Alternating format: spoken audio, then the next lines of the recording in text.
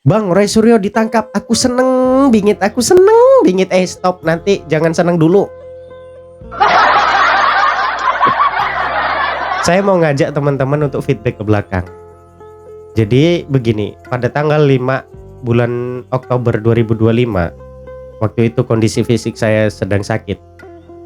Saya sakit selama 3 bulan teman-teman ya. Nah, dalam keadaan sakit itu entah kenapa saya masih sempat dan berusaha untuk menganalisa sebuah perkara gitu terkait kasus ijazah palsu yang dituduhkan kepada Pak Jokowi begitu ya. Tapi analisa saya ini nih bukan merujuk kepada ijazahnya, melainkan tindak tanduk mereka, gerak-gerik mereka, dan perbuatan mereka yang terus sepertinya diulang-ulang begitu. Nah, dari hasil analisa ini saya membuat sebuah prediksi. Prediksinya penasaran? Oke, kita tonton aja lah daripada ini ya. Ya, kita tonton videonya ya, video saya yang dulu pernah ditonton sampai 58,9k. Jadi 58.900 viewers. Nah, itu teman-teman mungkin sebagian udah ada yang nonton, dan saya harap saat ini mau juga untuk menontonnya dan mengingat kembali analisa seperti apa yang saya sampaikan. Dari video ini nanti kelihatan teman-teman saya sehat atau tidak ketika menyampaikan analisa itu ya. Oke, yuk kita tonton. Jangan di skip ya teman-teman ya. Ambil kesimpulannya, ambil nilainya nanti ya.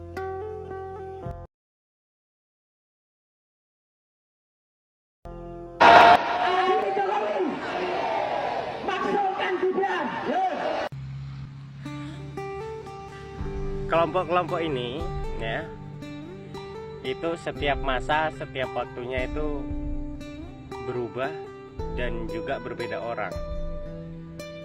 Adapun masih ada orang yang lama, ya narasinya itu aja. Kayak Sugi Nur, Bambang Tri yang coba untuk naik daun lagi tapi nggak mampu. Dulu kan Sugi Nur sama Bambang Tri gitu ya di eranya Pak Jokowi kan. Mereka gencar teriak untuk mengusut ijazah Pak Jokowi. Nah, terus ada lagi itu dulu waktu masanya Pak Jokowi, orang yang teriak adili Jokowi, makzulkan Jokowi. Nah, itu kan ada tuh. Nah, itu di masa Pak Jokowi. Nah, sekarang kan masanya Mas Gibran. Muncullah tokoh baru namanya Roy Suryo. Ya, walaupun orang lama yang udah nggak punya nama apa-apa gitu kan. Akhirnya cari nama di eranya Mas Gibran. Nah, dia usutlah ijazahnya Pak Jokowi ya, dia usut ijazah Pak Jokowi dan dia merasa wah Gibran ini muda, lawannya harus saya gitu kan. Dan di kelompoknya juga mungkin kan bilang gitu, wah ini lawannya harus Roy Suryo ini, dia nggak bisa satu orang aja, ini harus ada Tifa ini, harus ada Tifa, harus ada Rismon kan gitu. Naikin tingkatnya, naikin level mereka gitu kan. Kalau yang teriak adili Jokowi, majulkan Jokowi, itu nggak mampu untuk lawan Mas Gibran.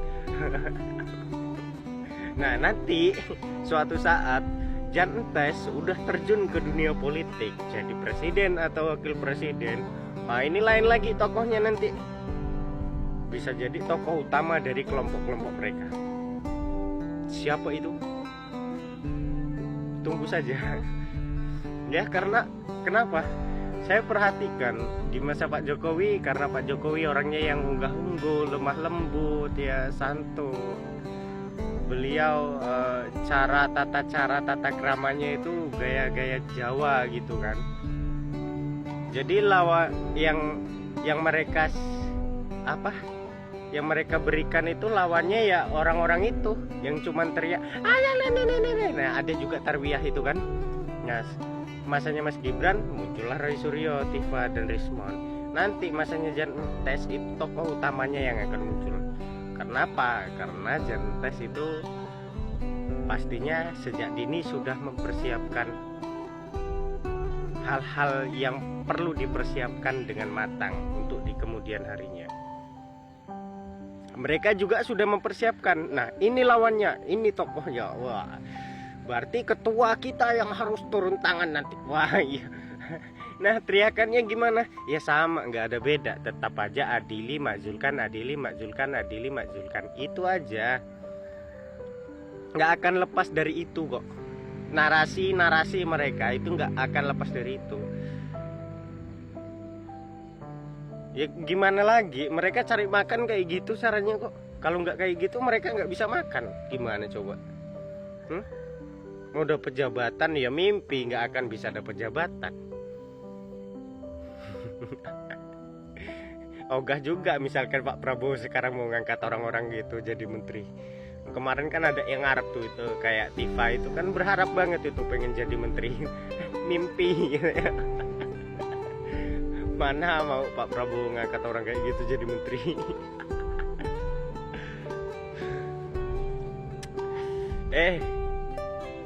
Kalian semangatlah untuk membenci ya. Semangat. Tapi nanti kalau sudah kena batunya, jangan ngemis-ngemis, jangan nangis-nangis, jangan minta ampun. Pesan saya. Salam sehat, salam sejahtera, salam NKRI Merdeka. Assalamualaikum. Waalaikumsalam warahmatullahi wabarakatuh. Nah dari situ kelihatan ya teman-teman ya, kondisi fisik saya itu tuh sehat atau tidak kan. Ketawanya aja ketawa aja itu tuh ketawa kayak nahan sesuatu gitu. Nah jadi kesimpulannya di dalam video itu teman-teman ya, berdasarkan analisa saya, ini nggak bakal berhenti di sini. Meskipun Roy Suryo ditangkap tadi ya, di dalam video kan disebut, meskipun Roy Suryo ditangkap, ini bakal ada generasi baru nantinya, bakal ada penggantinya itu ada. Meskipun ditangkap nih Dr. Tifa, Roy Suryo tetap saja. Nah jadi gini teman-teman, prediksi dari hasil analisa saya, ini ada tokoh utamanya, dan tokoh utama ini tidak akan mau berhenti di situ saja. Ketika salah satu utusannya ditangkap, maka dia akan menggunakan cara lain.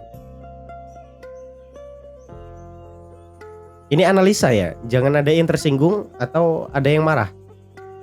Nggak boleh ya, jangan marah, saya anak kecil, takut saya dimarahin. Ini tidak akan selesai sebelum tokoh utamanya muncul. Nggak akan selesai teman-teman. Kita lihat aja nanti. Karena teman-teman tahu sendiri, kita akan lawan Jokowi. Baru-baru ini narasi seperti itu. Kami akan melawan Jokowi. Kita akan lawan Jokowi. Baru-baru ini. Tahu siapa? Jangan disebut. Kena PL saya nanti. Nah jelas ya teman-teman ya. Kita doakan mudah-mudahan Pak Jokowi baik-baik saja beserta Mas Gibran, Pak Prabowo dan yang lainnya. Amin ya robbal alamin. Terima kasih. Salam sehat, salam sejahtera, salam NKRI Merdeka. Assalamualaikum.